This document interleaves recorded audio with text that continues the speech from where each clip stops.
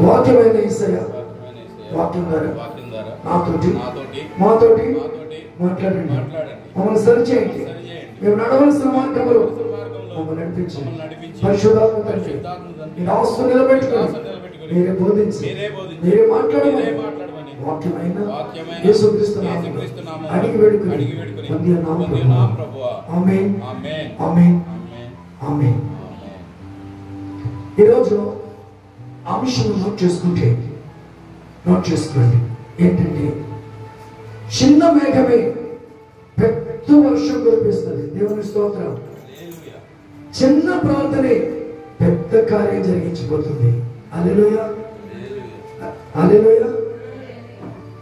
చూడండి, చిన్న మేఘం పెద్ద వర్షం ఎలా వస్తుంది?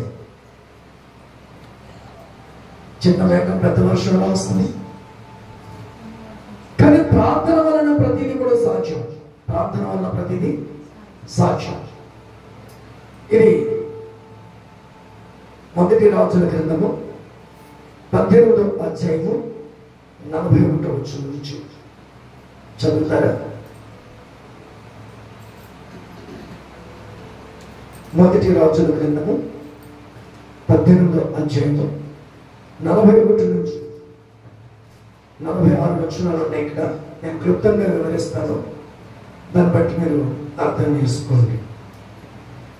ఏమంట, ఏలియా విస్తారమైన వర్షం వచ్చినట్లుగా ధ్వని పుట్టుచున్నది, మేము పోయి భోజనం చేయమని ఆహాబుతో చెప్పగా ఆహాబు భోజనం చేయబోయాను. కానీ ఏలియా కర్మేలు పర్వతం మీదకి పోయి నేల మీద పడి ముఖము మోకాళ్ళ మధ్య ఉంచుకుని తర్వాత అతడు తన దాసుని పిలిచి, నీవు పైకి పోయి సముద్రం వైపు చూడమనగా వాడు మెరక ఎక్కి పార చూసి ఏమీ కనబడలేదనగా అతడు ఇంకా 7 మార్లు పోయి చూడమని చెప్పాను. 7వ మారు అతడు చూచి అదిగో మనిషి చెయ్యంత చిన్న మేఘము సముద్రము నుండి పైకి వచ్చుచున్నదన్నాను.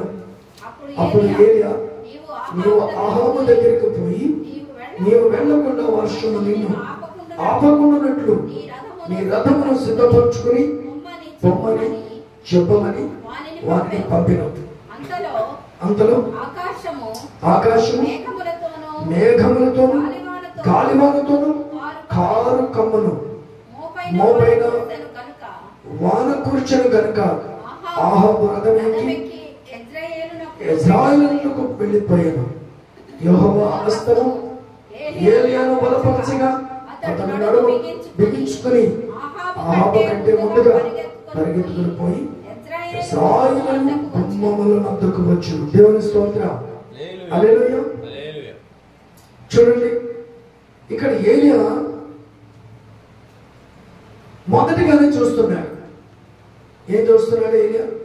మొదటిగానే విస్తారమైన ధ్వని పుడుతుంది, వర్షం వస్తుంది అనేది ముందుగానే ఏలియా తెలుసుకుంటున్నాడు. ఈయన వర్షం వస్తే వర్షం వచ్చిందని తెలుసుకుంటాం ముందు. కానీ ఈ ఏలియా ఇదిగో విస్తారమైన ధ్వని ఆ వర్షము వచ్చినట్లుగా ధ్వని పుట్టుచున్నది, నువ్వు పోయి భోజనం చేయమని ఆహాబుతో చెప్తున్నాడనమాట. అంటే విశ్వాసం ద్వారా ముందుగా ఏదైతే అనుకుంటామో అది కార్యం జరిగిందని చెప్పి ముందుగా నమ్మితే ఆ నమ్మిన దాన్ని బట్టి దేవుడు కార్యం చేస్తాడు. చప్పట్లు కూడా దేవుడు మహిమపడతాం. హల్లెలూయా హల్లెలూయా. అందుకని ఆహాబు భోజనము చేసిన కానీ కర్మేల పర్వతానికి పోయినో అక్కడికి నేల మీద పడి మోకాళ్ళ మీద ఉన్నాడు ఏలియా. ఆయనేమో భోజనానికి పంపించాడు. ఈయనేమో కర్మేల పర్వతానికి వెళ్ళి మోకాళ్ళ మధ్యలో తలపెట్టుకుని ప్రార్థన చేస్తున్నాడు. ఎప్పుడైనా చేసిన అనుభవం ఉందా? ఇలాగా మోకాళ్ళ మధ్యలో తలపెట్టుకుని ప్రార్థన చేసే అనుభవం ఎప్పుడైనా ఉందా? కానీ ఏలియా చేస్తున్నాడు. ఈ ఆహాబును పంపించాడు, కానీ ఈయనేమో కర్మేల పర్వతంకి వెళ్ళాడు. పర్వతం ఎక్కే అనుభవం మనకు కావాలి. దేవుని స్తోత్రం. పర్వతం ఎక్కే అనుభవం కావాలి. కొండ ఎక్కే అనుభవం కావాలి, ప్రార్థించే అనుభవం కావాలి. నేను ఆ ఎత్తైన శిఖరాలకు ఎక్కాలంటే ఇదిగో కర్మేలు పర్వతంకి ఎక్కిన ఏలియా వలె మనం ఏం చేయాలో తెలుసా? ప్రార్థన, ప్రార్థన, ప్రార్థన. దేవుని స్తోత్ర. అందుకే చిన్న ప్రార్థన పెద్ద కార్యం చేస్తుందని టైటిల్ పెట్టాను నేను. చిన్న ప్రార్థన పెద్ద కార్యం చేస్తుంది. ఏమండి? ఏ ప్రార్థన వ్యర్థం కాదు. ఎందుకు ఈ ప్రార్థన చేయాలి? ఎందుకంటే కరువు నుంచి విడుదల పొందాలి, నీ స్థితిగతుల నుంచి విడిపించబడాలి, నీ వ్యాధుల నుంచి విడిపించబడాలి, నీ అప్పుల నుంచి విడుదల పొందుకోవాలి, నీ సమస్య నుండి విడుదల పొందుకోవాలంటే నువ్వు చేయవలసిన పని ఏంటో తెలుసా? ప్రార్థన, ప్రార్థన, ప్రార్థన. అంతేకాదు, నేను క్లుప్తంగా చెప్తాను, బాగా అర్థం చేసుకోవాలి. తర్వాత అతడు తన దాస్తుని పిలిపించి నువ్వు పైకి పోయి సముద్రం వైపు చూడమనగా వాడు వెనక ఎక్కి పార చూసి ఏమీ కనబడలేదు అని చెప్పేస్తాడు. అప్పుడు 7 మార్లు చూడు అన్నాడు. ఏమంటే ఇప్పుడు చూడాలంటే ఆ మెరక ఎక్కే అనుభవం కావాలి, మనం స్టేజ్కి వెళ్ళే అనుభవం కావాలి.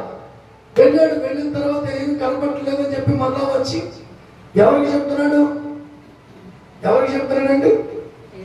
ఏలియాకి చెప్తున్నాడు. ఇప్పుడు ఏలియా ఏమంటున్నాడు తెలుసా? నువ్వు 7 మార్లు ఎన్నో అంటున్నాడు. దేవుని స్తోత్ర. చెప్పడమంటే 7 మార్లు వెళ్ళి చూడు, నీ బ్రతుకు మారుతుంది. 7 సార్లు ఎన్నో నీ బ్రతుకులు మారుతాయి. 7 సార్లు ప్రార్థన చేయి, నీ బ్రతుకు మారుతుంది. 7 సార్లు చూడు, నీ బ్రతుకంతా మారిపోద్ది. నీ బ్రతుకును మార్చే దేవుడు, నీ స్థితిగతి మార్చే దేవుడు.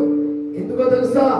7 మార్లు వెళ్ళి 7 మార్లు ప్రార్థన చేసినప్పుడు, 7 మార్లు చూసినప్పుడు, 7 సార్లు వెళ్ళి నువ్వు దేవుని సన్నిధిలో కూర్చున్నప్పుడు, దినములో 7 సార్లు గడిపినప్పుడు నీ రూపురేఖలే మారిపోతాయి. కొద్ది సప్పట్లో నీ స్థితిగతులే మారిపోతాయి, నీ పద్ధతులే మారిపోతాయి. అందుకే విసిగిపోక నువ్వు ఏం చేయాలో తెలుసా? 7 మార్లు ఎలా చూడు. ఎక్కడ చూడాలి? సముద్రం దగ్గరికి వెళ్ళి చూడు. వర్షం వస్తుందా, మేఘం ఎక్కుతుందా చూడమంటున్నాడు. అయితే ఏమి లేదయా, రాలేదా అంటే 7 మార్లు అంటున్నాడు. మధ్యలో సాఫ్ట్వేర్ తగ్గించండి, మంచిది.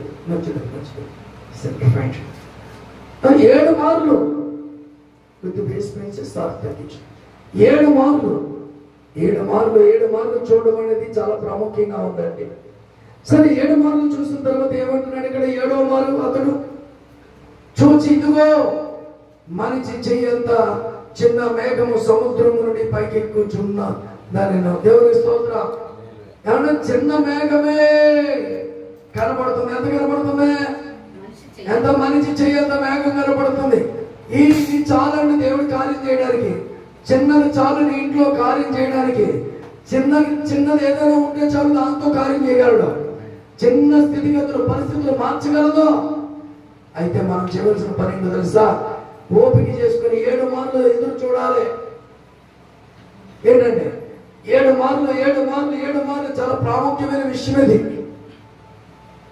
అందుకే అంటున్నాడు, చిన్న మేఘమే పెద్ద వర్షం కురిపించింది, అలాగే చిన్న ప్రార్థనే పెద్ద కార్యం చేస్తుంది అన్నమాట.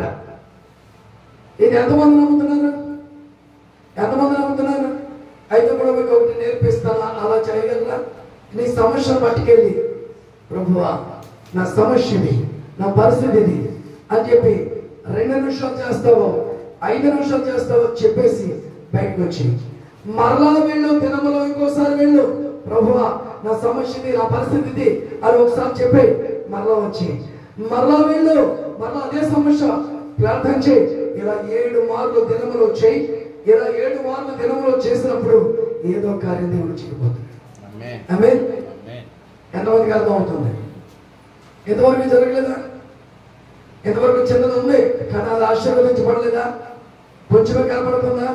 కానీ నీలో ఉన్న ప్రాబ్లం, నాలో ఉన్న ప్రాబ్లం. ఒకవేళ వెళ్ళకపోతే, దేవుడికి చెప్పకపోతే ఏమి జరగదు. విసుగుపోయాడా వెళ్ళడానికి? 7వ మారు వెళ్ళాడు. వెళ్ళిన తర్వాత చూసిన తర్వాత అరచేయంత మేఘం. ఈ మేఘం ఏం చేసింది? చూడండి అక్కడ మాట్లాడుతున్నాడు. చిన్న మేఘము సముద్రం నుండి పైకి ఎక్కుచున్నదని.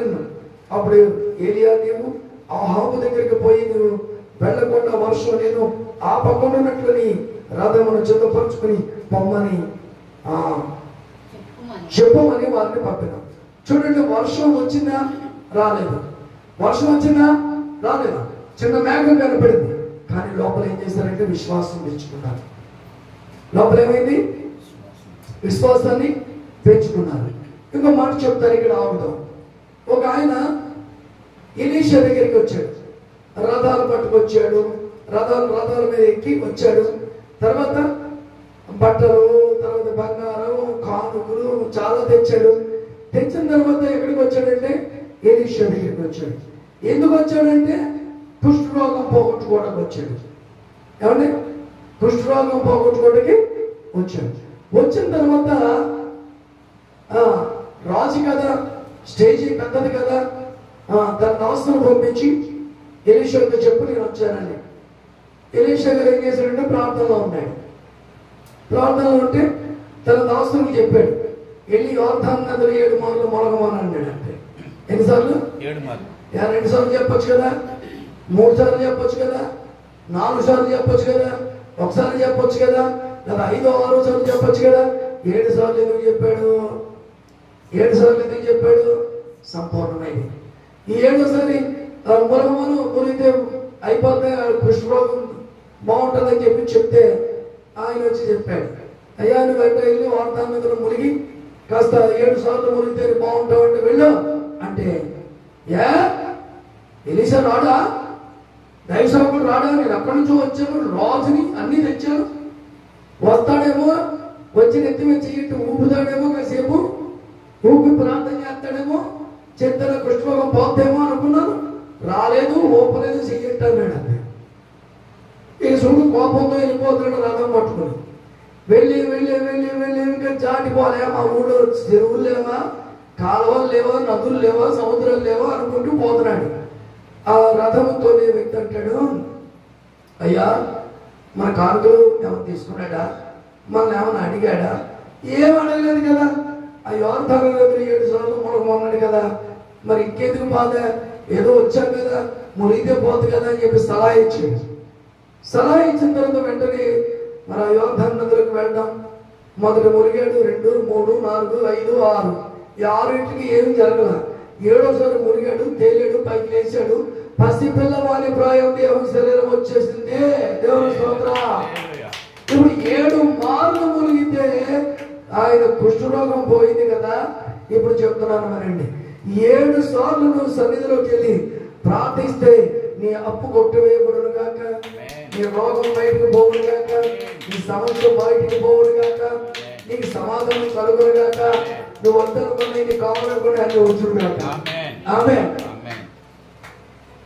ఏం చేయాలి ఇప్పుడు? నీ సమస్య పట్టుకెళ్ళి రోజులో 8 టైమ్స్ 7 రోజులు ఉంది. ఈ 7 రోజులు కూడా ఒకసారి ట్రై చేద్దాం. అలాగే ట్రై చేద్దాం. ఒక 5 నిమిషాలు ప్రార్థన చేసి బయటకు వచ్చేసి అమ్మాయ ఒకసారి చెప్పేశాను, మళ్ళా 2వసారి వెళ్ళి అబ్బా 2వసారి చెప్పేశా, మళ్ళా 3వసారి వెళ్ళి 3వసారి చెప్పి, ఇలా 8 టైమ్స్ వెళ్ళి నా సమస్య అంతా చెప్పేశాను. రోజుకి 7 సార్లు వెళ్ళి 7 రోజులు వెళ్ళి ఒకసారి చేర్చోండి. ఏదో కార్యం ఒక ప్రాబ్లం ఎవరిలో ఉంది? కార్యాలు జరగకపోవడానికి. దావీదు రోజుకంటే ఎన్నిసార్లు స్తుతించాడు? 3 సార్లు ప్రార్థన చేశాడు.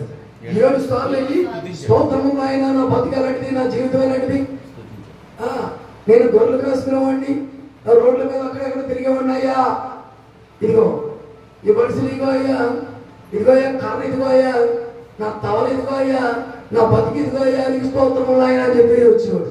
ఎన్నిసార్లు? 7 మార్లు అలా స్తుతించేవాడు.